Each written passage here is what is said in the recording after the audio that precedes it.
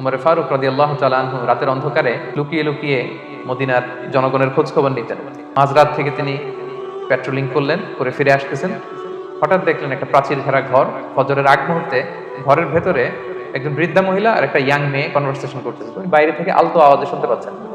কনভারসেশনটা এরকম ছিল, বৃদ্ধা মহিলা যুবতী মেয়েকে বলতেছে, মা তাড়াতাড়ি উটের দুধ দহন করে পানি মিশায় ফেল, তাহলে মদিনার বাজারে অনেক দামে বিক্রি করা যাবে। উমর ফারুক কাউকে দেখতে পাচ্ছেন না, শুধু শুনতে পাচ্ছেন কনভারসেশন।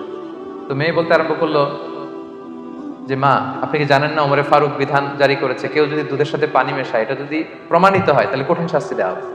তো মা বলতেছে, আরে পাগলি মেয়ে, বোকা মেয়ে, গভীর রাত, এখানে ওমরও নাই, ওমরের পাইক পেয়াদা সৈন্য সামন্ত কেউ তো নাই, এই তো সুযোগ আমাদের, দিস ইজ দ্য টাইম, দুধের সাথে পানি মেশা। তো তখন যুবতী মেয়েটা একটা চমৎকার উত্তর দিয়েছিল, হে মা, ওমর যদি নাও দেখে, ওমরের রব আল্লাহ কিন্তু দেখে। সুবহানাল্লাহ।